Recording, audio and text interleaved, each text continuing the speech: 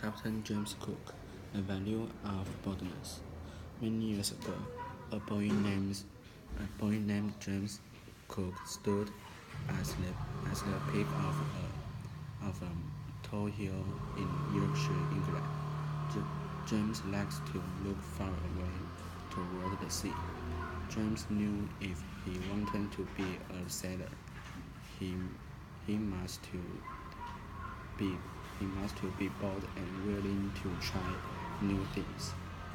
One day, schoolmaster shows the children a world map and said, "There are great parts of worlds that no one knew much about. Someday, both men will discover what is out there. Maybe when I grow up, I could go voyage like that," James exclaimed excitedly. When James was 17, he went to work in a shop in Stathis, a fishing port. Whenever he could get away, he went to the sea. After 2 years, James quit and went to work for some ship owner. For 8 years, he worked for the owners of ships that carried coal up to Scandinavia and into the Baltic Sea. He learned about navigating in dangerous waters. During the winter, when the ships were being repaired, James studied, but James wanted adventure, so he joined the Navy. James Cook advanced quickly in the Navy. In 2 years, he was the master of one of His Majesty's ship. He was responsible for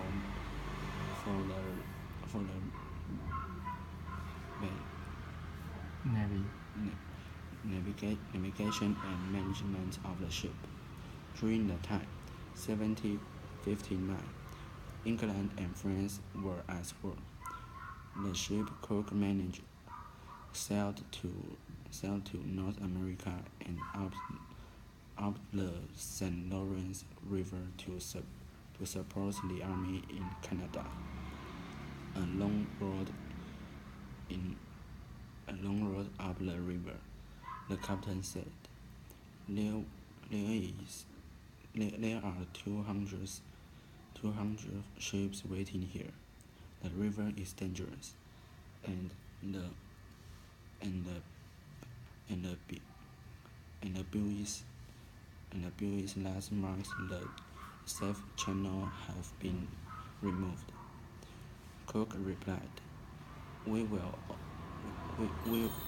just have to recharge and rebuild the river."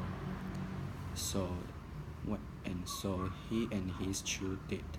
Finally, every British ship sailed safely up the river. The charts Cook made were used for over 100 years. Then Royal Society decided to send an expedition to Tahiti to study Venus. They would also explore South Pacific and looking for a great South continent. They need someone who could navigate in bad weather, so they chose Cook. The voyage went smoothly. Scientists went ashore often to collect the new varieties of animals and vegetation. After 8 months, the ships arrived in Tahiti and stayed for 3 months. Then they continued their voyage. Cook knew there were islands to be charged, and he must have found the South Continent. They continued south roughly 1,500 miles and found nothing, so Cook turned west. 3 weeks later, they reached New Zealand, and they continued on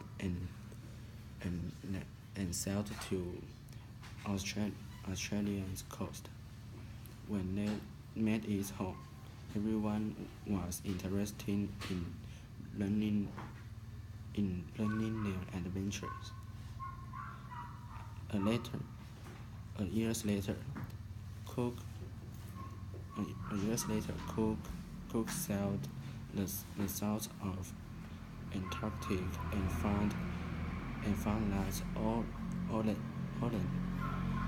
land was small and uninhabitable. After return to England, Cook became a Navy captain. One day, some officers talked about finding a northwest passage. They believed that Captain Cook can find it, and he was happy to be a commander of the expedition. Unfortunately, it would be his last. He sailed up west coast of North America, but were forced to return. Ice was everywhere. They would spend the winter in Hawaii and try again the following summer. The natives were friendly, but then an argument broke out between crew and some natives. Crew and some natives. When Cook tried to end it, he was killed. Everyone was saddened. James Cook was one of the greatest navigators and explorers that the world has ever learned.好。